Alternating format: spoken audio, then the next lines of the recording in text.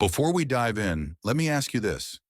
What if the woman they kicked out of first class turned out to be the one person powerful enough to bring down the entire airline? She didn't yell. She didn't fight. She just smiled and quietly lit a match that exposed a system no one wanted to see. You're not going to believe how this ends. Before we begin, let us know, what time are you listening and where from? Drop a comment below. We'd love to hear from you.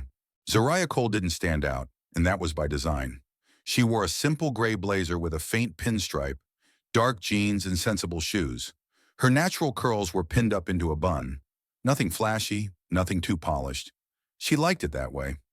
On this Thursday morning, she sat alone at a corner table in a local cafe called Rising Cup, a place tucked behind a laundromat in a quiet neighborhood in Atlanta. The place smelled like cinnamon toast and old wood.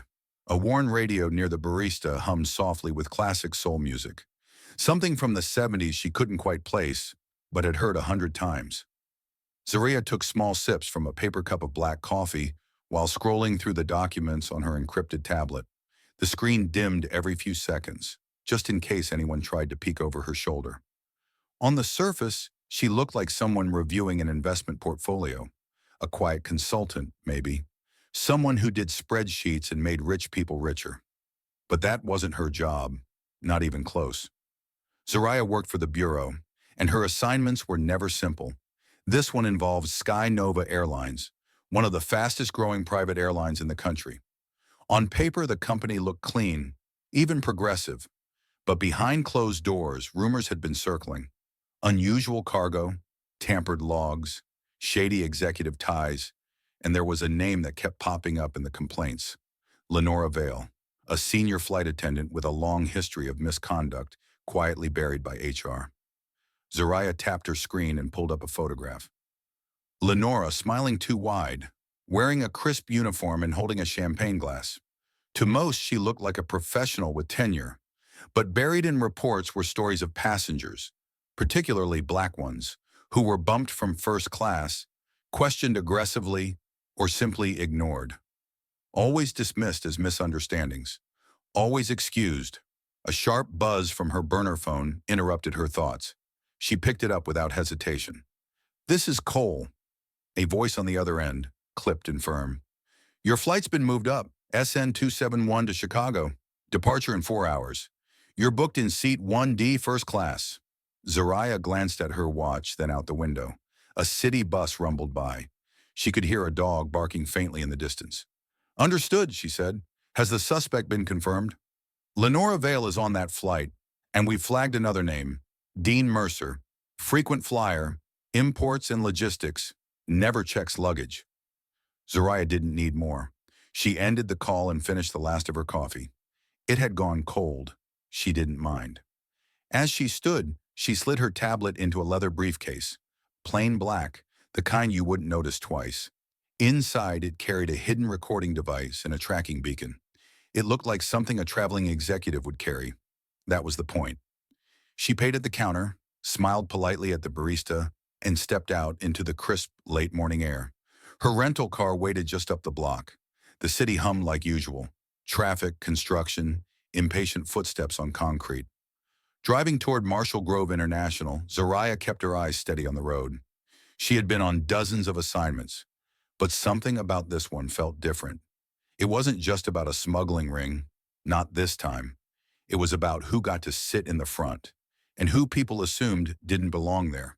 She wasn't there to start a fight, but if it came to that, she was ready. The airport wasn't busy yet, not the way it got on weekends or holidays, but there was still that low thrum of constant movement. Carts rolling, announcements echoing, shoes tapping across linoleum. Zariah moved through Marshall Grove International with a sense of quiet purpose. She didn't carry herself like someone in a rush, and that was intentional. She passed by security with a calm that didn't draw eyes. Her ID scanned, her boarding pass accepted without question. Seat 1D first class. No upgrades, no standby. A black woman in first class always drew a few looks. She knew that. She'd lived it before, long before she ever pinned on a badge. But she didn't flinch, didn't hesitate. She just walked like she had every right to be there. Because she did. The gate agent, a young man with gelled hair and tired eyes, barely looked up as he scanned her pass. "Enjoy your flight," he said flatly. She offered a small smile, stepped past him, and onto the jet bridge. Inside the aircraft, the cabin was still quiet. Some passengers were already seated, reading magazines or checking their phones. A man in a tailored blue suit stood near the galley, sipping from a small bottle of water. He glanced up when he saw Zariah but didn't smile. She didn't acknowledge him either. She slid her briefcase into the overhead compartment above 1D and settled into the wide leather seat. The cabin smelled faintly of citrus cleaner and stale air. Her hands rested calmly on her lap, but her senses were already awake. Every sound, every movement. A woman's voice broke the quiet. "Good morning. May I see your boarding pass, please?" Zariah looked up. Lenora Vale stood in the aisle, polished and perfectly put together. Her blonde hair was swept into a tight chignon, and her uniform was tailored so well it looked custom. Her tone was clipped but polite, just enough to sound like a formality, if you weren't paying attention. Zariah reached into her jacket pocket and handed over her pass. Lenora barely glanced at it before asking, "This is for first class?" Her voice didn't rise, but there was something under the words. Zariah nodded once. "That's correct." Lenora studied her face for half a second longer than necessary, then gave the boarding pass another look, lips pursed. Finally, she handed it back without another word. "Thank you," Zariah said evenly. Lenora offered a tight smile, more reflex than warmth, and moved down the aisle. Zariah exhaled slowly through her nose. She wasn't surprised. That wasn't the point. She pulled her phone from her pocket and sent a silent message with 3 taps. Confirmed. "She's clocking me." 15 minutes later, the cabin had filled. Conversations were hushed like they always were in first class, people pretending they weren't eavesdropping, pretending they weren't watching. Zariah kept to herself, pretending to read a magazine while keeping an eye on the interactions around her. At 1B across the aisle sat Dean Mercer. She recognized him from the photos. White, mid-50s, graying hair, expensive cufflinks. He wore the confidence of someone who always got what he wanted. He didn't look at her, not yet. As the flight attendants went through their motions, Lenora returned. Her eyes didn't land anywhere near Zariah this time.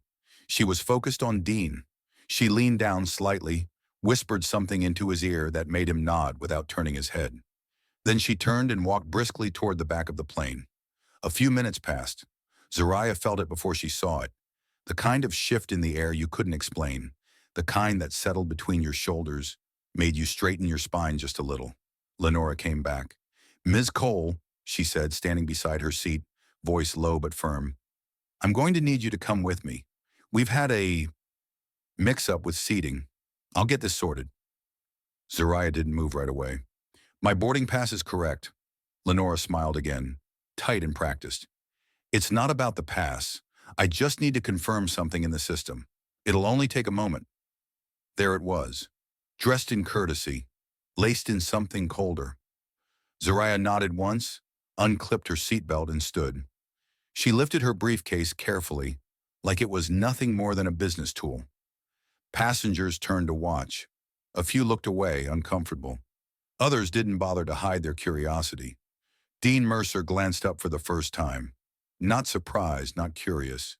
Just aware. Zariah followed Lenora to the back of the plane. They stopped just before the galley. Lenora turned around, her expression no longer polite. "I'm afraid this seat isn't appropriate for you," she said, words sharper now. "We'll be moving you to economy." Zariah didn't blink. "On what basis?" "I don't have to explain it, but you'll need to comply, or I'll have to call security." Zariah's heart didn't race. She'd trained too long for that. But inside, something low and hot began to rise. Not anger, yet. Something older than that. Something familiar. Still, she said nothing. She gave a small nod and walked the length of the plane again, this time heading toward a middle-seated coach. Lenora didn't follow. She sat, placed her briefcase carefully under the seat, and stared out the window. A beat, then another. Her fingers moved swiftly across her phone's screen. Surveillance started. Status changed. They've made their move. She hit send. then sat back. The hum of the engine filled the silence around her. No words, no confrontation. Not yet. Zariah sat quietly in the cramped middle seat, surrounded by passengers who barely gave her a second glance. The air was warmer back here, a little thicker. The recycled air didn't circulate the same way as it did in first class. People shifted in their seats, adjusted their headphones, folded up crinkled newspapers. It was ordinary, comfortably invisible, and that, in this moment, was exactly what she needed. She tucked a stray curl behind her ear and turned her head toward the window, but her attention was everywhere else. Her eyes flicked across the reflection on the glass, watching movement 2 rows ahead, where a crew member leaned into the overhead compartment, then quietly backed away. Zariah didn't recognize him. He wasn't listed on the original crew manifest she'd studied. A temperatura, a stand-in, or something more deliberate?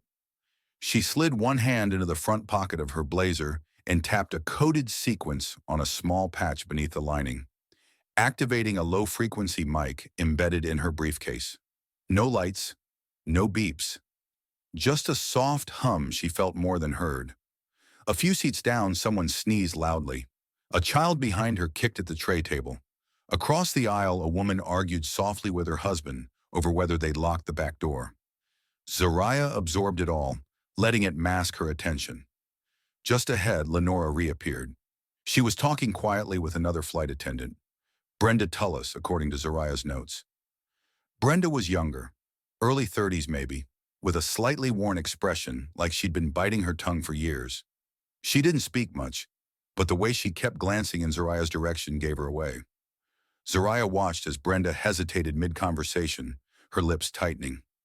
Lenora placed a hand on her arm, leaned in, said something close to her ear. Brenda nodded, but her eyes weren't in it. Zariah turned her gaze back to the window and waited until Lenora disappeared again. Then she quietly pulled a slip of paper from her sleeve, a fragment of the boarding pass she'd torn earlier on purpose. Written in tiny block letters were 4 seat numbers and a time window, 12:45 to 1:10 p.m. The seats were marked first class and crew jump seats, surveillance zones, places where cargo exchanges were likely happening mid-flight. Her mission wasn't just about Lenora, it was about exposure, tracking the network. This flight had been flagged because Skynova had patterns, subtle but real. Zariah had been following them for weeks, and all the roads led back here. Still, the blatant move to bump her from first class, that wasn't procedure. That was personal. She pulled out her phone again, this time checking the signal jammer she deployed from her briefcase. Still holding. The bug in Dean Mercer's bag should now be live. If he moved anything, spoke to anyone, her system would catch it. Behind her, a tray table slammed shut. The kid again. Zariah turned slightly, and that's when she saw Brenda. She was standing at the edge of the aisle, holding a drink cart with both hands like she was debating whether to move it or not. Their eyes met briefly. It wasn't a casual glance. Zariah nodded once. Barely there, but it was enough. Brenda came down the aisle with slow, methodical movements. She paused beside Zariah, handed her a can of soda and a napkin, then smiled politely. "Here you go, ma'am. On the house." Zariah unfolded the napkin after she passed. Written in faint blue pen, almost hidden in the fibers, "I saw what she did. Not the first time." Zariah exhaled quietly, then refolded the napkin and slid it beneath her thigh. So Brenda wasn't just a bystander. She'd noticed, maybe even regretted staying silent before. That changed things. For now, though, Zariah knew better than to push. Trust was currency. You spent it too early, and it ran out before you needed it most. A soft ding echoed overhead. The captain's voice buzzed through the speaker, giving an update on altitude and airspeed. Routine, smooth, forgettable. Zariah tuned him out. Instead, her attention shifted back to Dean. He had opened his briefcase. That wasn't unusual, except she saw him remove a sealed envelope and pass it casually under his tray to Lenora, who had appeared from the galley like a shadow. The exchange lasted 2 seconds. No eye contact, no words. Zariah reached down, tapped her phone twice, and set the signal capture into high sensitivity mode.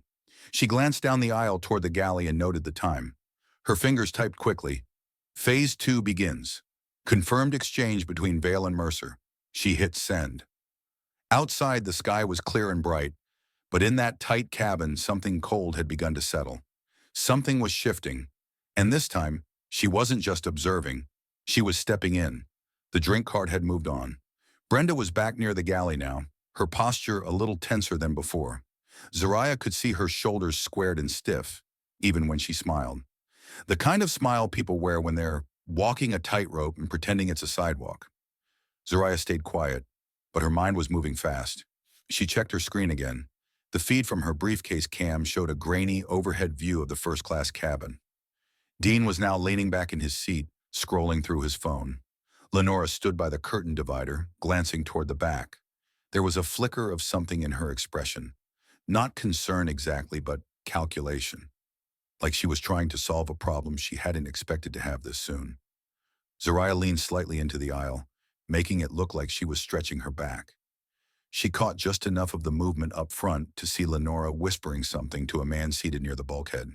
He was tall, wore a faded denim jacket, and had a beard just long enough to suggest he didn't care about appearances, which usually meant he did. She hadn't noticed him before. He wasn't on the passenger list.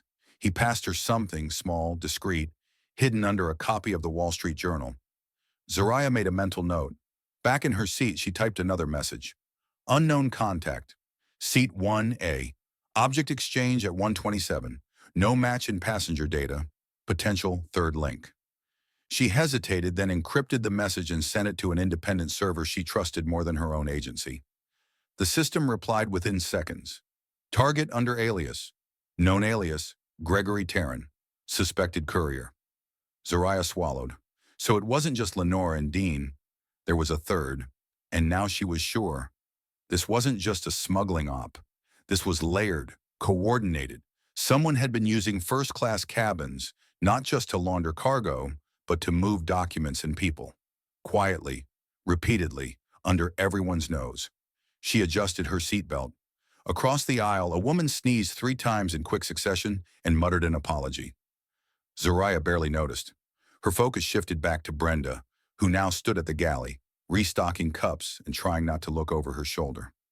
Zariah knew the look in Brenda's eyes. She'd seen it before. In women who had stayed in a place too long, held their breath too long, tried too hard to make themselves small in spaces that never intended to make room for them. Zariah reached into her bag and pulled out the napkin again. She scribbled a quick reply on the corner with a stylus. Help me stop this. Meet after landing. Trust no one. She folded it twice and tucked it inside a snack packet, sealed again with the foil edge. Old spy tricks, but effective. When Brenda came by again, Zariah handed her the empty can and the bag. Thanks, Zariah said, voice steady. You've been kind. Brenda didn't say anything, but she held the bag for a second longer than necessary before moving on. It was enough. 30 minutes passed. The plane hummed forward, cutting through the sky like a secret. Suddenly, a voice buzzed across the intercom. Not the pilot this time. Ladies and gentlemen, if we could have your attention, if there is a licensed medical professional on board, please make yourself known. We have a passenger experiencing distress near seat 6C. Zariah's body tensed. She didn't move, but her eyes went sharp. Seat 6C was a middle row. Coach. Classic diversion tactic. She stayed still for 3 seconds, long enough to note Dean's reaction. He didn't move. Lenora, however, vanished behind the curtain toward the back. Brenda didn't go. Interesting. Zariah waited. Then slowly, calmly, she stood. She reached into her bag, not for a badge, not yet, but for the slim data stick tucked beneath the lining. It was encrypted, but ready.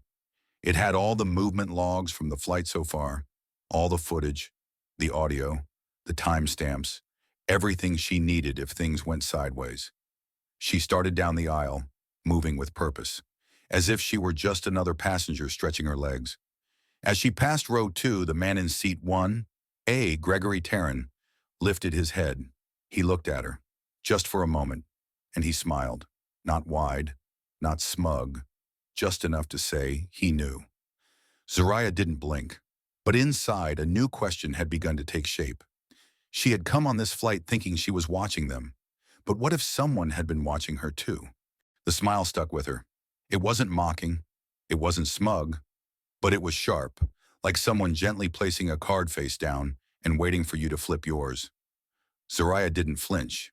She kept moving steady down the aisle, as if she hadn't seen a thing. But her heart, it had shifted. Not racing, not yet, but alert in a way that made every footstep feel a little louder than it should have. She reached the back of the plane and stepped into the galley. It was cramped, humming with the low buzz of machinery and a faint citrus scent that never quite masked the metal and burnt coffee. A pair of flight attendants were bent over a medical kit on the floor near the passenger in 6C. A man, pale, breathing hard, gripping his chest like it might fall apart if he let go. One attendant looked up. "You a nurse?" Zoraya shook her head. "No, sorry." The moment passed. They refocused. Zoraya turned and made her way to the far end of the galley, just beyond the coffee station, where the storage compartments were lined like silent sentries. Her eyes landed on the lower hatch, the one she'd seen Lenora glance toward earlier. And there it was, a duffel bag, plain, gray, unmarked. Not part of the official inventory. Zoraya crouched slowly and pulled it forward just an inch, enough to unzip it quietly. Inside were sealed envelopes tucked tight into foam lining. Nothing overtly illegal on the surface. But Zoraya recognized the stamp on one of the envelopes, a seal used by an import-export firm flagged in 3 separate investigations for laundering cash through overseas property sales. She slipped her phone from her pocket and took 2 photos, then zipped the bag and pushed it back into place. Just then, footsteps. Zoraya rose slowly, eyes already knowing who it was before she turned. Lenora stood at the galley entrance. Her arms were crossed, expression unreadable. But something about her posture was tighter than usual. "You lost?" she asked. Her voice was low, clipped, not quite hostile, but not friendly either. Zoraya gave her a calm smile. "Just stretching my legs. You know how these long flights are." Lenora didn't return the smile. She stepped closer instead. "Just a bit. You moved to economy, but now you're back here. That's interesting." Zoraya shrugged. "I didn't know there were rules about where I could walk." For a moment, they stood in silence. Just the two of them, the metal clatter of trays behind them, and the low roar of the engines beneath their feet. Then Lenora leaned in a little, voice colder. "People like you always push the limits." Zoraya didn't respond right away. She let the silence stretch just a little longer than comfortable. Then she asked softly, "People like me?" Lenora blinked, just once, but Zoraya caught it. "Passengers who think they can make problems where there aren't any," Lenora replied too quickly. "Who think the rules don't apply?" Zoraya tilted her head, voice steady. "Or maybe just passengers who notice what others try to hide." For a second, Lenora's jaw tightened. Her fingers curled slightly around the edge of the storage door. There it was, an unconscious response. A tell. Zoraya took a step forward, just enough to close the space. Her voice dropped to a whisper. "You should be careful what you assume, Ms. Vale. You might not like how wrong you've been." Then she stepped past her and walked down the aisle like nothing had happened at all. Back at her seat in coach, she slid into place without looking around. She didn't need to. She'd planted a line, one Lenora wouldn't forget. Her phone buzzed with a new message from an encrypted number she hadn't seen since her last deep cover case 6 months ago. Text only. "Your bag's been flagged. Someone planted a secondary tracker. Not ours. Unknown signal." Zoraya's fingers stilled. They weren't just watching her. They were following her. She reached under her seat, pulled out the briefcase and opened it carefully, checking the seams. Tucked between the lining, right where her own tracker lay, was a wafer-thin disc no larger than a dime. Nearly invisible unless you knew exactly what to look for. Not from her team, not FBI issue. Her breath slowed. That meant someone else, another party, was already deep inside this operation, watching her, tracing her moves, possibly even feeding information back to someone inside Skynova or beyond. She wasn't just walking into a smuggling ring. She was standing in the middle of something wider, older, coordinated, and whoever they were already 2 steps ahead. Zoraya didn't move for a full 30 seconds. The tracker sat there, quiet and smooth, like it belonged. Whoever planted it hadn't been sloppy. It was tucked into the insulation foam behind her own equipment, almost mocking in how neatly it had been placed. If she hadn't received that message, she might have missed it completely. Her fingers closed around it gently, not to remove it, not yet. She reached into the side compartment of her briefcase and pulled out a thin shielding pouch, slipped the tracker inside, and sealed it shut. It wouldn't stop it from pinging, but it would distort the signal, just enough to send whoever was watching in the wrong direction. Then she folded the pouch twice and tucked it under the seat of the man 2 rows behind her. He didn't notice. He was too busy watching a football game on his tablet. Zariah leaned back and exhaled slowly through her nose. No panic, no anger. Just that quiet fire building in her chest again. She pulled out her phone and opened a secure line, typing with one hand. Compromised, another party tracking, not FBI, signal masked, request trace on ID 9F-Delta-11, priority level red. The screen blinked once, then went dark. Message received.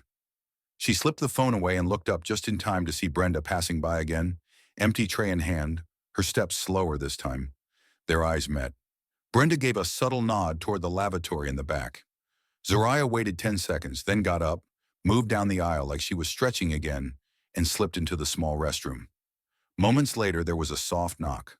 One beat, pause, 2 quick taps. Zariah opened the door just wide enough for Brenda to slide in and lock it behind her. It was cramped, barely enough room for one person, let alone 2. They stood almost shoulder to shoulder, and Brenda kept her voice low. "I don't know who you are," she whispered, "but I know she's hiding something." Zariah didn't answer right away. She just looked at Brenda for a second, really looked. The fatigue, the hesitation, but also the spark, that little flicker of someone who'd had enough. "You've seen it before," Zariah said quietly. "The upgrades denied, the sudden mix-ups. It's not just mistakes." Brenda nodded. "It's always the same type of passenger. Same look from her, same tone." Zariah pressed on. "And Dean Mercer?" Brenda's jaw tightened. "He never checks bags, but the crew logs show transfers. Mid-flight, sometimes ground crew escorts. It's not normal. I brought it up once. Got reassigned to Red Eyes for a month." Zariah felt a chill ripple across her shoulders, despite the heat in the tight space. "You ever see her take anything from him?" Brenda hesitated, then nodded. "Slips? Folders. Once I saw her pass something to a guy in a mechanic's jacket on the tarmac. No ID, no clearance." "That's a felony," Zariah said, more to herself than to Brenda. "She makes it look like protocol," Brenda replied, "but I've worked enough flights to know what's not protocol." They stood in silence for a moment. Then Zariah handed her a folded card from her pocket. "This number, use it if things get worse. It's off-grid. They'll know what to do." Brenda took it, hesitated, then asked, "What exactly are you trying to stop?" Zariah looked her dead in the eye. "A system that lets people like her decide who matters, and a pipeline that's moving more than cargo." Brenda blinked, then nodded once, locked in. They slipped out of the restroom separately, 3 minutes apart. Back in her seat, Zariah opened her tablet again. She didn't watch the screen. She listened. The audio feed from her briefcase mic had picked up a faint conversation from the first-class galley. Lenora and Gregory Tarrant. The voices were muffled, but distinct enough to piece together. "She package is still in the panel," Lenora's voice said. "She didn't spot it, but she's watching me." Then Gregory. "She's not bureau. Not the kind we're used to. She's quiet." A pause, then Lenora again. "You want me to handle it?" Another beat of silence. "Number, let's see what she does next." Zariah's blood cooled. She had confirmation now. They knew. Not just that she was watching, but that she wasn't part of their usual threats, which meant her mission wasn't infiltration anymore. It was survival.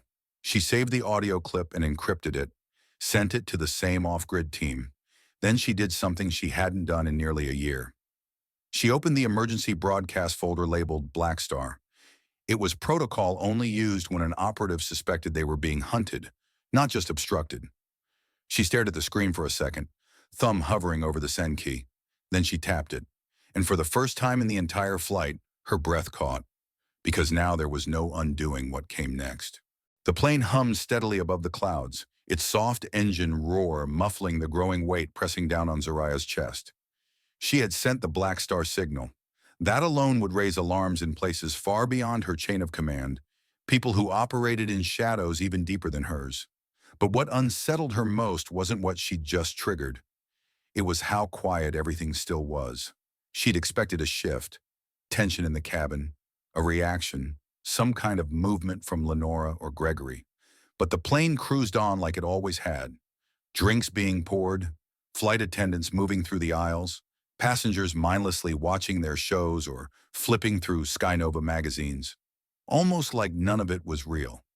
She glanced back toward the cockpit, still locked tight, no signs of concern.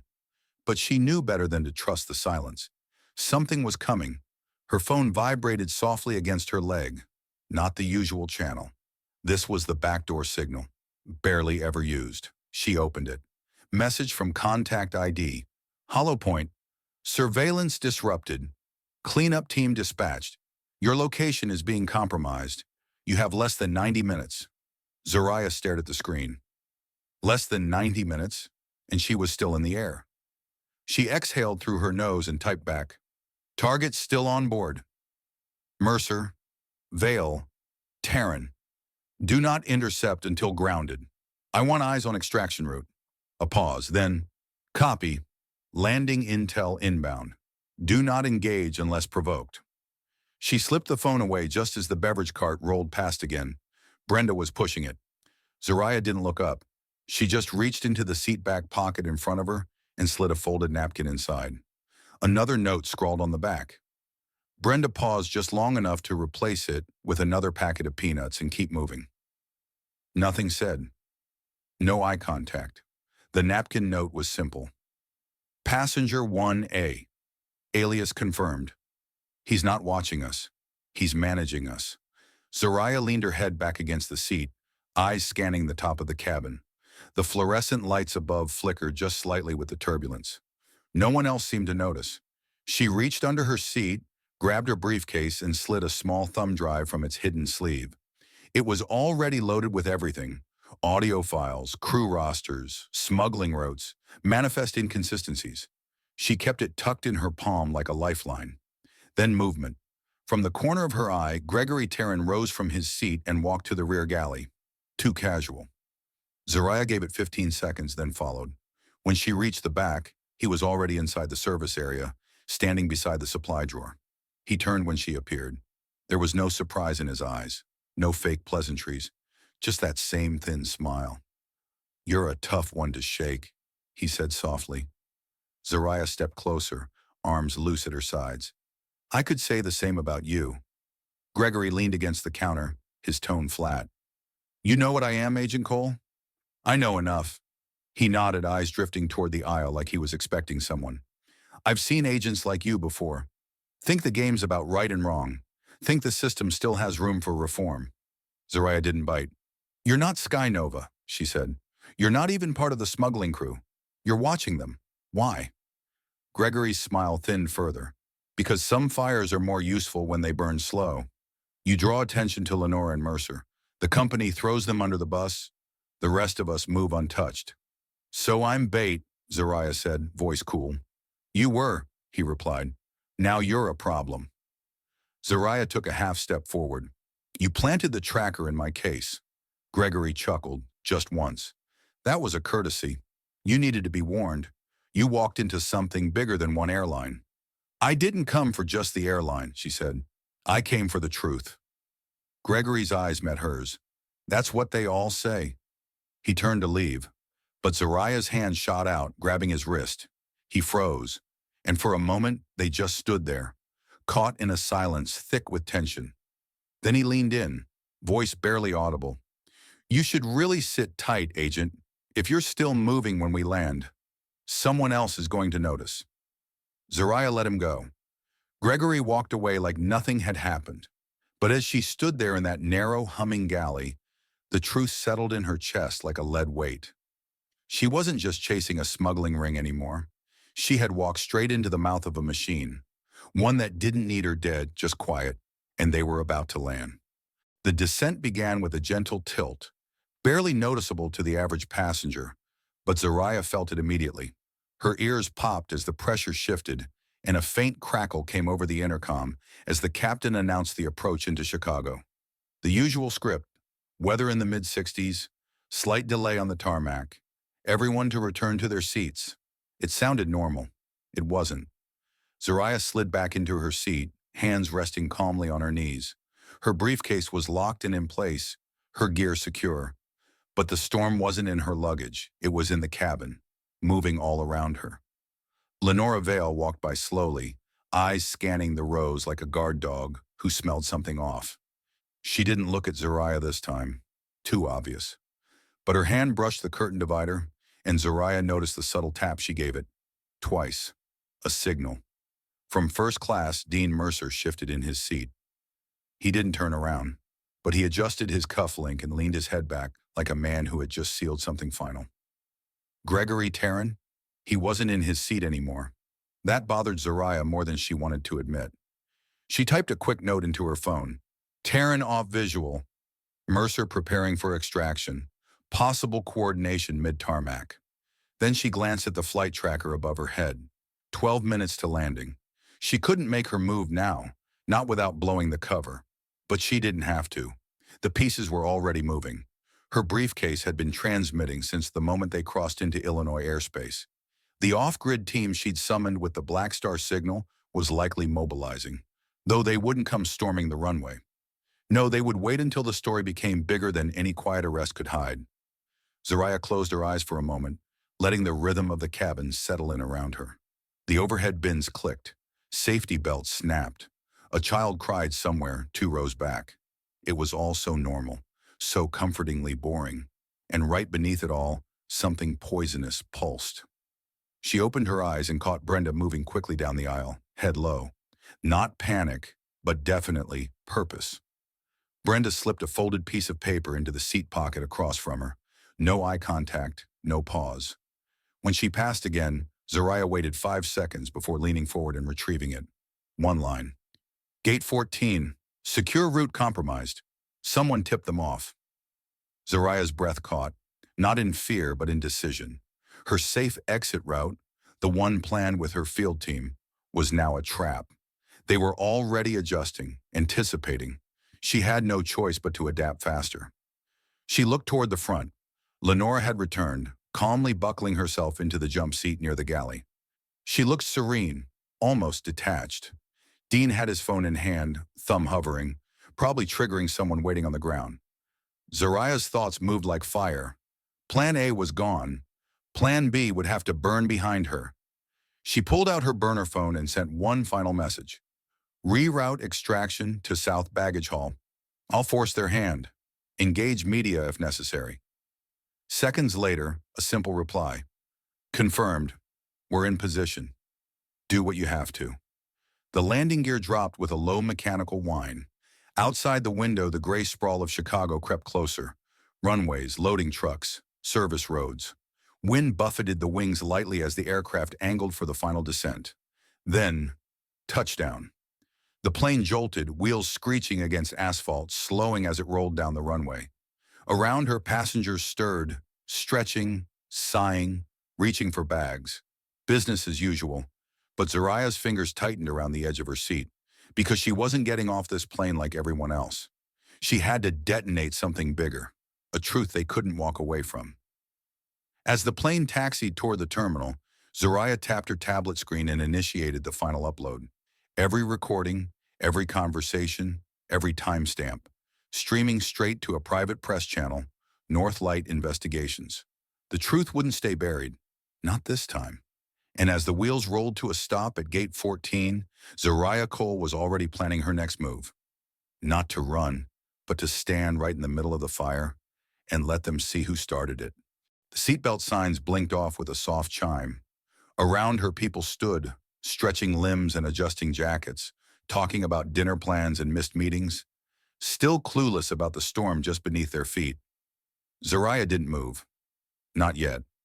She waited as rows inched forward like cattle, grabbing bags, nodding polite goodbyes to the flight attendants, never once suspecting that two felons and a federal agent had been sitting among them the entire flight. From her seat, she watched Lenora. The woman was positioned near the front, calm and alert, holding that fake warmth she had probably perfected over 20 years. She greeted every exiting passenger with a gentle, "Thank you," as if her hands weren't still warm from passing contraband. Dean Mercer stayed seated, like a man in no rush. Zariah noted the duffel bag now by his feet, not in the overhead, not stored. He hadn't had it when he boarded. She stood, briefcase in hand, jacket buttoned. Nothing in her posture gave away the war unfolding in her head. She moved forward in the line slowly, just enough to look like any other traveler. When she reached Brenda near the jump seat, she handed her a slip of folded paper, small enough to hide inside a name tag sleeve. Brenda took it without a word. As she neared the exit, Lenora looked up and smiled. Zariah met her gaze and returned the expression with quiet calm, then said just loud enough for Lenora to hear, "You'll want to watch the news in the next 10 minutes. Lenora's smile faltered, but only for a second. Zariah stepped off the plane into the jet bridge. Warm air greeted her. Airport air, stale and overconditioned. An agent in a neon vest gestured toward the terminal. Zariah followed, pace even, scanning for unusual movement. Gate 14 had a glass wall facing the tarmac. Behind it, she saw two men in suits standing too still. No luggage, no expressions, earpieces tucked behind their ears. Not her people. She veered left toward baggage claim, pulling out her phone. The screen lit up. Northlight broadcast now live, trending in Midwest sector. She opened the stream. There it was. Footage of the in-flight exchange between Dean and Lenora. Audio clips of their conversation in the galley. Even the photo of the gray duffel bag in the storage compartment. The story was out. Across the country, newsrooms were scrambling.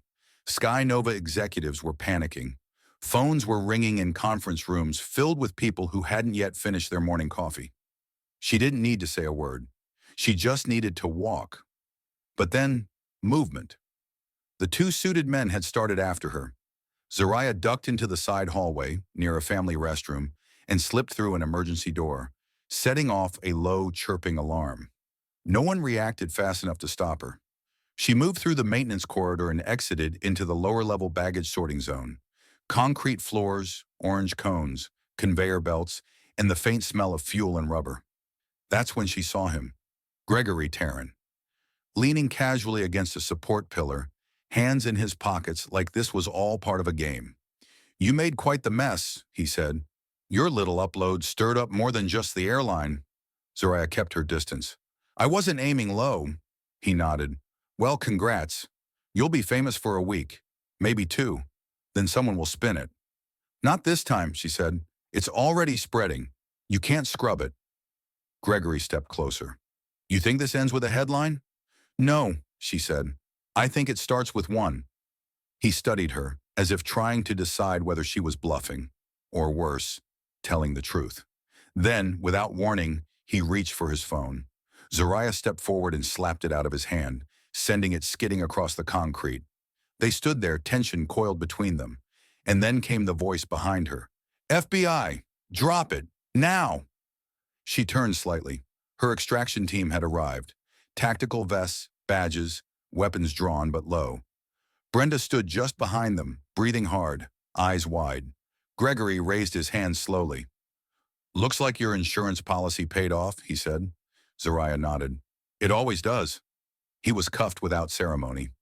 As the team moved in to clear the area, one of the agents leaned toward Zariah. "Director wants a briefing within the hour." Zariah shook her head. "Tell him to watch the broadcast. Everything he needs is there." The agent blinked but didn't argue. She looked around one last time, at the echoing space, the spinning belts, the flashing lights of law enforcement now rushing in. The air felt different now, clearer, like something poisonous had finally cracked open, and the rot was spilling into the daylight. The glass had shattered, and there was no putting it back together. The next few minutes moved like water down a drain, loud, chaotic, then gone. Gregory Tarrant was escorted out through a secured side entrance, face stoic, hands zip-tied behind his back. Dean Mercer? pulled from first class without a word, his briefcase seized, phone disabled before he could send a single message. Lenora Vale put up more of a show, loud protest, wide eyes, righteous indignation. But even she knew it was over the second they asked her to stand and show her credentials. Zariah stood at a distance while the arrests unfolded. She didn't flinch, didn't interfere. Instead, she leaned against a cold concrete pillar in the lower baggage wing, letting the sounds wash over her. The click of cuffs, the buzz of radios, the distant echo of someone yelling near the escalators. The air smelled like diesel and too many years of dust. Her phone vibrated again. Another message from Hollow Point. Broadcast picked up by 4 major outlets. DOJ has opened an emergency ethics review. Director Grant wants to know if you're planning to speak publicly. She didn't reply. Not yet. Instead, she walked slowly back toward the gate, where passengers were still collecting their bags, oblivious to the arrest that had just gone down 3 stories below. Brenda stood near the exit to the jet bridge, her uniform slightly rumpled, her name tag hanging askew. She looked up when Zariah approached. "You okay?" she asked. Zariah nodded once. "They won't bother you again." Brenda let out a short breath, half relief, half fear. "You think the company knew?" Zariah didn't answer right away. She looked out the window at the tarmac, where the plane sat still under the gray sky, like a shell that had already been emptied. "They knew enough to ignore it," she said, "and that's all it takes." Brenda swallowed. "I should have done more, before today." "No," Zariah replied gently but firmly. "You did what mattered when it counted." A pause hung between them. Then Zariah reached into her briefcase, pulled out a small metal USB drive, and handed it to Brenda. "It's a duplicate," she said, "for your protection, in case anything gets buried." Brenda took it like it weighed more than it should. "What are you going to do now?" she asked. Zariah glanced around the terminal, at the way people moved without knowing they just witnessed the unraveling of something rotten. "I'm going to finish it," she said, "and then make sure it doesn't start back up under another name." She turned to walk away, but just before she did, Brenda called after her. "I heard what you said to Lenora," she said quietly, "about the news." Zariah stopped, glanced back over her shoulder. "Yeah?" Brenda smiled, soft, uncertain, but real. "It worked." Zariah's lips curved just slightly. Then she disappeared into the crowd. Back in the security office, Lenora sat in a cold metal chair, wrists cuffed, her uniform still neat but her posture broken. Across from her, an officer read the list of charges aloud. She tried to interrupt. "I don't even know what I'm being accused of." The agent cut her off. "You're not here because of paperwork, Miss Vale. You're here because you treated people like they didn't belong. And you got sloppy while doing it." Lenora's mouth opened, closed. For the first time in years, she didn't have a script ready. Zariah watched from the observation room, arms crossed, eyes sharp. Behind her, 2 senior officials from Skynova's corporate security unit whispered nervously. One held a tablet with a newsfeed flashing across the screen, Zariah's footage playing on a loop. "We'll cooperate," one of them said quickly. "We'll issue a public statement." Zariah didn't look at him. She kept her eyes on Lenora. "No," she said calmly. "You'll issue a change." That night at a quiet hotel tucked near O'Hare, Zariah sat alone with a warm cup of tea and her feet out of her shoes. The TV flickered quietly in the background, news anchors stumbling through words like corruption, racial bias, and internal cover-up. Her name wasn't mentioned, not yet. She didn't care. She looked out the window at the glowing city skyline. Her body was tired, her mind even more so. But her soul was on fire. Because for once, they couldn't unsee what she had shown them. And this time, the damage was irreversible. Morning broke over Chicago like it always did. Gray, hurried, indifferent. But for Zariah, something in the air had changed. The world didn't shift overnight, not in the ways most people hoped. But when the headlines rolled across the bottom of the TV screen in that hotel room, when a local anchor used the phrase racial profiling at 30,000 feet, she knew this wasn't going away quietly. The video had done its job. Not just the clip of Lenora's confrontation, not just the grainy audio of Dean Mercer muttering about certain types. needing to be put in their place. Not even the close-up of the hidden package being slid beneath a service tray. No, what struck people deeper was the silence before and after. The way Zariah didn't scream, didn't curse, didn't make a scene. She just sat there and coach, calm, alone, and obviously not where they thought she belonged. And that's what made people stop and watch, because they'd seen it before. They just hadn't been forced to admit it. She stepped into her shoes and left the hotel quietly. No checkout desk, no suitcase. Just the briefcase, her phone, and a fresh burner tucked inside her jacket. A black sedan waited near the loading dock, unmarked, windows tinted. She slid into the back seat without a word. The man in the front nodded once. "Director Grant wants your debrief in person." Zariah didn't answer, just tapped the side of her glasses, triggering the internal mic. "Begin voice log," she said softly. "Operation Skywake, Phase 3. Subject Terran confirmed as freelance contractor. Embedded with logistics crew under alias. Subject Vale maintained cover through falsified HR records and seniority manipulation. Subject Mercer actively coordinated in-flight courier routes. Asset Brenda Tullis is secured and cooperating." The driver said nothing. He just drove. They exited the city, slipping into the northern suburbs, where government buildings disguised themselves as clinics or dull office parks. As the car turned into a gated complex, Zariah finally spoke again. "I want full immunity for Brenda," she said. "And relocation. She's not staying in this." The driver nodded. Inside, the building was cold and neutral. Gray carpets, beige walls, that smell of filtered air and old plastic. Director Grant met her at the end of the hall. Tall, crisp suit, tired eyes. He didn't offer a handshake, just motioned her into the room. "You lit a fire we can't put out," he said, voice low. "That was the point," Zariah replied. He raised an eyebrow. "You bypassed chain of command? You uploaded classified intel to a private media channel. You compromised. I exposed a systemic breach that your office buried 6 months ago." Silence. Then he nodded. "The Bureau's not happy. They never are when someone makes the truth louder than protocol." He slid a file across the table. "Your official reprimand, along with a note that your investigation is being used to open 3 Senate hearings." Zariah picked up the file, glanced at it, then let it drop back onto the desk with a quiet thud. "They'll forget me," she said, "but they won't forget what they saw." Grant studied her, fingers tapping lightly on the wood. "What do you want, Cole? You could take a month off, disappear, or you could come upstairs." Zariah tilted her head. "Upstairs.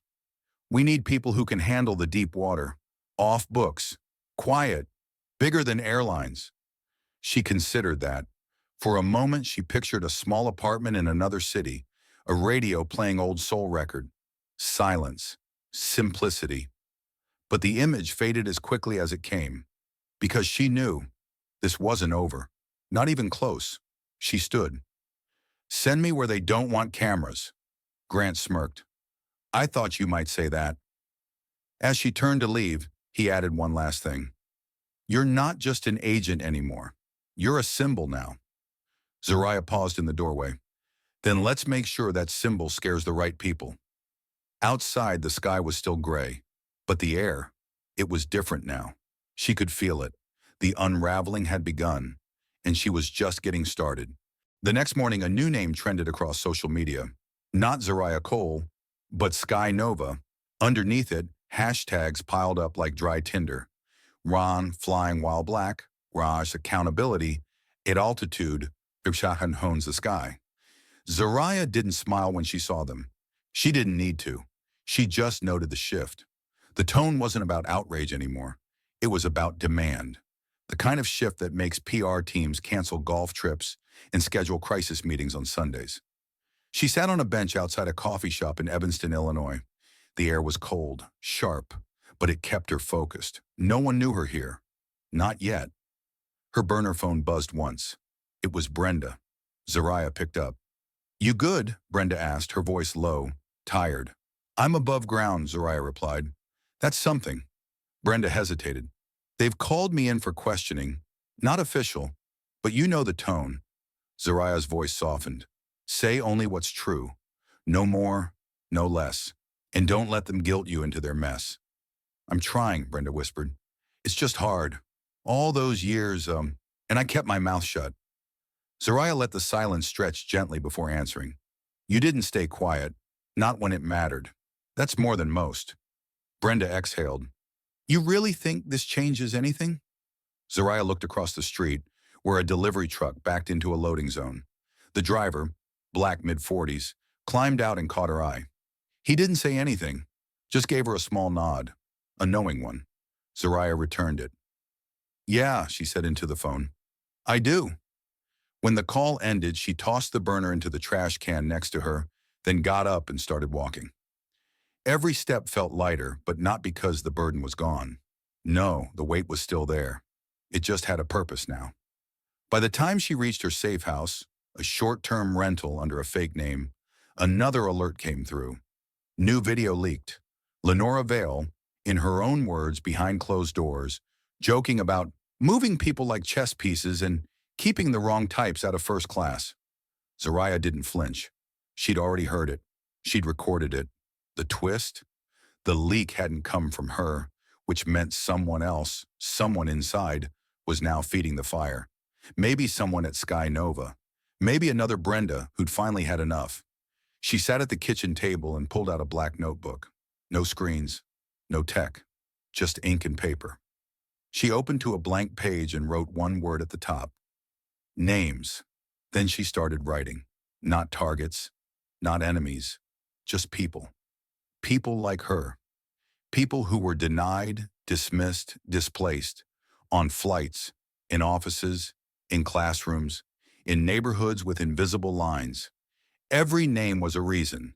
Every name meant the work wasn't done. Her next assignment hadn't arrived yet, but she knew it would. The system always tried to patch itself, quietly under the radar. And when it did, they'd send someone like her to check if it held. Zariah planned to do more than check. She planned to break whatever still protected the rot. Her tea sat cooling beside her, untouched. Outside, the wind carried the city's noise. Horns, voices, motion. Inside, Zariah Cole sat in the quiet. Not waiting, preparing, because justice didn't come wrapped in courtrooms or press conferences. Sometimes, it rode coach, got bumped to the back, bit its tongue until the plane touched down, then walked off with a file that could level the sky, and smiled when no one saw it coming. The secure facility wasn't far from Midway Airport, an old logistics warehouse retrofitted into a federal holding center. Concrete walls, steel doors, no exterior markings. From the outside, it looked like a place no one had a reason to notice. That was the point. Inside, Zariah walked with measured steps. Her badge had been cleared in advance. Her name left off the sign-in log. Everything about her presence here had been scrubbed from the system before she even entered the building. She passed 2 security checkpoints before a plainclothes agent opened a door to the interview room. She hasn't said much, he muttered. You're the only one she asked to see. Zariah didn't answer. The door closed behind her. Lenora Vale sat at the metal table, hands folded, no cuffs. Her uniform was gone, replaced by a loose gray shirt and pants that drained all color from her face. Her makeup was gone too. What remained was a woman stripped of costume, staring across the room with tired, watchful eyes. Agent Cole, Lenora said. Her voice wasn't defiant anymore. It was quiet, cautious. Zariah sat down across from her. No file, no recorder, just her. I thought you'd come to gloat, Lenora said. Zariah tilted her head. That's not why I'm here. Lenora leaned back in the chair, her hands trembling slightly despite her best effort to hide it. You made quite the name for yourself, she said. One flight, one camera, one story. Zariah stayed silent. You think this changes things? Lenora asked, voice sharp now. You think the airline's going to rewrite itself because one black woman got humiliated and happened to have a badge in her back pocket? Zariah blinked slowly. I don't think they'll rewrite themselves. She leaned forward, voice steady. I think we'll rewrite them. Lenora's mouth tightened. You don't get it, do you? She said, eyes narrowing. This system, it doesn't fall. It adjusts, quietly. You cut off one head, two grow back. They'll retire me, put on a new face, issue a statement, and in a month they'll be back to seeding accidental downgrades by skin tone. Zariah didn't flinch. Maybe, but not if we keep making noise. Lenora looked at her, really looked. Then something cracked in her expression, a sliver of something close to regret. I didn't start like this, she said. I didn't wake up thinking I'd end up working transfers for a smuggling ring. It was small at first, an envelope, a bag, a nod, then a raise, then silence. And the racism, Zariah asked softly. Was that part of the raise too? Lenora looked away. I don't know when I started seeing people like you as a threat, she whispered. But I did. And once I did, I stopped questioning it. Zariah let the silence stretch. Then, you ever wonder what it feels like to always walk into a room and feel like you have to prove you belong? Lenora didn't answer. Zariah stood. Her voice was calm, but something in it shimmered, like steel just beneath the surface. You didn't just humiliate me. You reminded a whole plane full of people that it's still okay to look at someone and decide they don't belong. But now? She leaned in slightly. Now they have to look back. Lenora's eyes filled with something, shame maybe, or just the awareness of how much she'd lost. Zariah walked to the door. Why'd you come? Lenora asked suddenly. Really? Zariah paused with her hand on the handle. Because systems don't break themselves, she said. Sometimes they need to see what it looks like when a woman they tried to erase walks right back in and doesn't ask for permission. And with that, she was gone. Outside the interview room, the agent raised an eyebrow. Get what you needed? Zariah gave a quiet nod. Yeah. Then she turned and walked down the corridor, heels tapping against the floor, echoing behind her like a slow drum beat. She wasn't done. This wasn't the climax, it was the reckoning, and she was just beginning to sharpen the blade. The night air in D.C. had a chill to it, not the kind that made you reach for your coat, but the kind that made you feel like something was coming. Zariah stepped out of the car near the edge of the Capitol grounds, her shoes clicking softly against the cobblestone walkway. She didn't wear her badge. She didn't need it. The men and women who called this emergency hearing knew exactly who she was and what she'd done. Inside the Hart Senate office building, the mood was brittle. Low voices, suits walking fast, phones buzzing. It was the kind of place where people pretended control until someone forced them to admit they'd lost it. And Zariah? She wasn't here for theater. She was here to make sure the cameras didn't blink when the truth finally stood up. The chamber was already half full when she entered. Committee staff, lobbyists, airline reps with stiff smiles and clipped voices, and in the second row, a few faces she recognized. Activists, lawyers, even a retired pilot who'd once lost his job after speaking up about racial bias in seating assignments. The chairman, Senator Rawlings from Georgia, called the room to order. He was a man known for walking the line, friendly with corporate donors but careful enough to know when public anger had to be respected. Ms. Cole, he said into the mic, adjusting his glasses, thank you for being here today. Zariah stepped up to the microphone. No notes, no script. Just the weight of what she carried. I appreciate the invitation, she said calmly, but I'm not here because I want to be. I'm here because no one else was listening when people like Brenda Tullis tried to speak. There was a quiet shift in the room. She continued, you've read the reports, you've seen the footage, you know what happened on Sky Nova Flight 217. But I want to be clear, this wasn't a one-off. It wasn't about a bad apple or a rogue employee. It was about a culture that sees passengers of color as less deserving, less trustworthy, less human. Senator Rawlings leaned forward. And you believe this culture is systemic? I know it is, she replied, because I've lived it, investigated it, documented it, and now the whole country has seen it.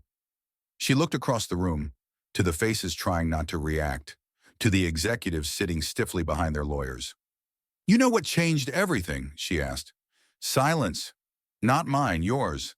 The silence of people in power who were too comfortable to question the system that served them. Rawlings nodded slowly.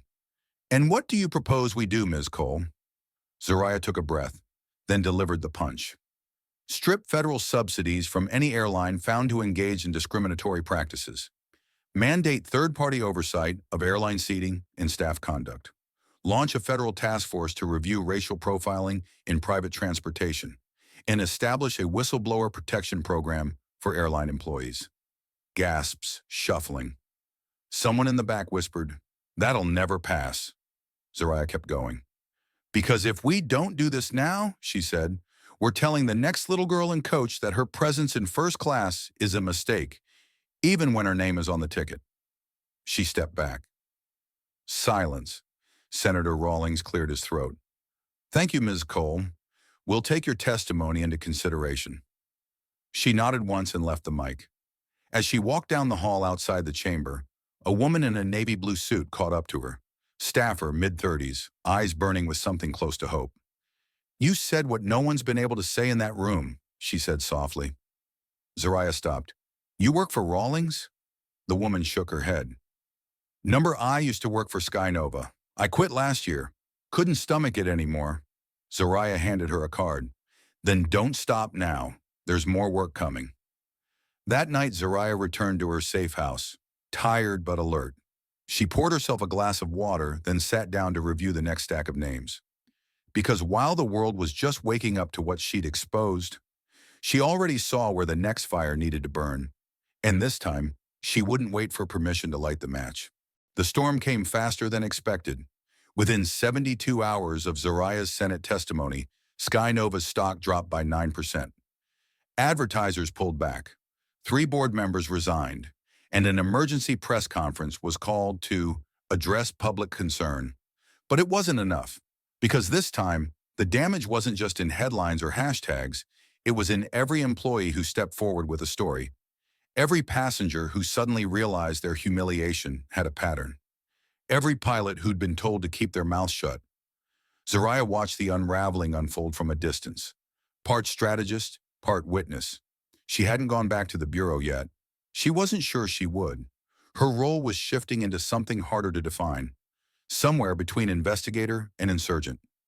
She sat now in a government conference room in Baltimore. Bland carpet, buzzing fluorescent lights, 2 federal agents seated across from her.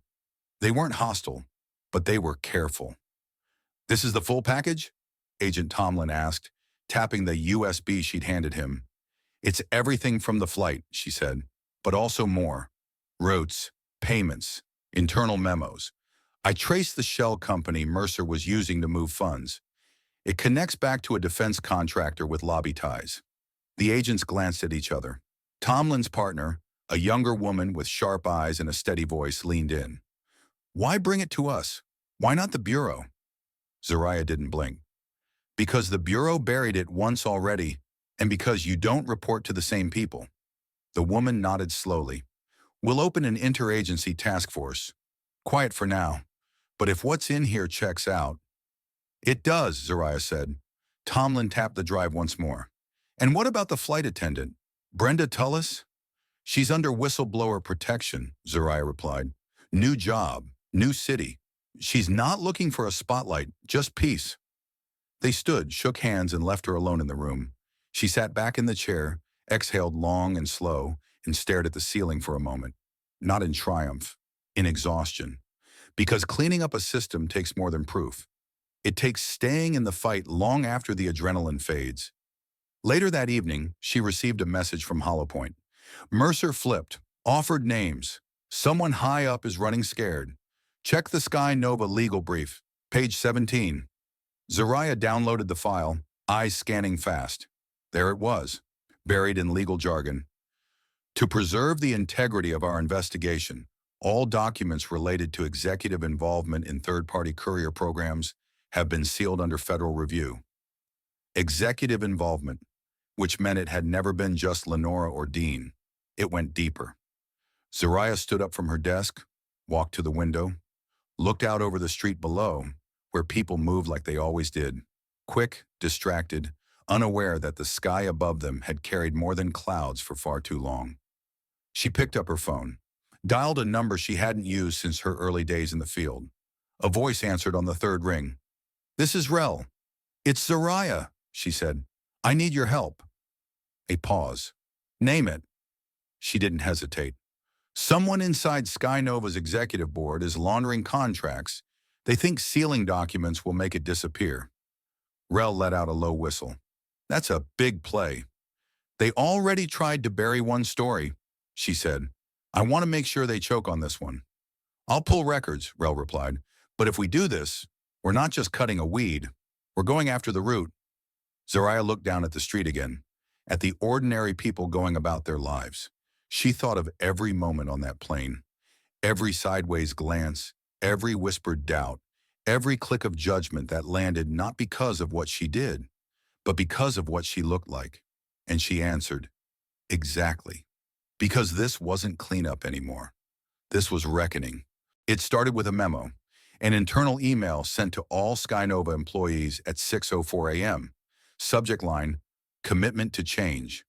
It was 5 paragraphs long, filled with phrases like new leadership, independent oversight, and zero tolerance for discrimination. By noon, it was on every news outlet. But no one was fooled, because change never begins with a memo. It begins when people remember, and Zariah Cole had made sure they wouldn't forget. That afternoon, she walked alone through Logan Circle in Washington, D.C. Sunlight filtered through tree branches, casting long shadows across the pavement. She carried no badge, no file, just a worn leather notebook tucked beneath her arm, filled with scribbled names, flight numbers, fragments of conversations and words that had cut deeper than most blades. She passed a small coffee shop where a local radio played softly outside. The host was mid-sentence. And thanks to whistleblowers like Brenda Tullis and former federal agent Zariah Cole, who shined a light on the racial biases embedded deep within airline culture, Skynova now faces not only public backlash, but a federal investigation. We'll continue following this developing story. Zariah kept walking, not because she didn't care, but because she'd already done the part no one else could. She'd stopped asking to be seen and made them watch. At the end of the block, her phone buzzed. Not the usual tone. This one was encrypted, routed through 3 layers of security. She answered. This is Cole, a familiar voice replied. Calm, crisp, Director Grant. You've caused more ripples than we expected, he said. That was the plan, she replied. Congress is moving forward on the Passenger Equity Act. Your footage is being cited in committee hearings. Zariah paused under a sycamore tree. And the executive at Skynova? Grant sighed. Under sealed indictment, but we've got eyes on him. No more slipping through cracks. She nodded once. Good. There was a pause, then Grant asked, You sure you want out? Zariah looked up at the wide, open sky, blue and endless. I'm not out, she said. I'm just choosing where I land next. He chuckled softly. Well, if you're looking for a new target, we've got whispers coming out of a defense subcommittee tied to overseas surveillance contracts. Zariah smiled faintly. Send the file. She hung up and took a seat on a bench nearby, pulled out her notebook, and flipped to the final page. She didn't write names this time, just one sentence. Sometimes justice doesn't roar. It rides coach, waits its turn, and levels the system one quiet move at a time. She closed the notebook and looked around. People were laughing, talking, living. They didn't know her name. They didn't need to. But someone, somewhere, would walk onto a plane tomorrow, black, tired, just trying to make it home. And for once, no one would question if they belonged in that seat up front. Because the system had been shaken, and the echo of what she'd done still lingered. Soft, steady, undeniable. Zariah stood, straightened her jacket, and walked on, one foot in front of the other. Not as a symbol, but as the storm they never saw coming, and now couldn't stop. And maybe that's the lesson here. Justice doesn't always arrive with flashing lights or loud headlines. Sometimes it walks onto a plane, gets asked to move, and chooses to rise without raising its voice. Because true power isn't about making a scene, it's about making a change. So what about you? Have you ever witnessed a quiet moment of injustice where someone stood their ground without ever saying a word? Tell us your story in the comments. We're listening. And if this story moved you, made you think, or just reminded you of the world we live in, Don't forget to subscribe and hit that notification bell so you never miss the next one. Because the next time the world looks away, we'll be right here, shining a light.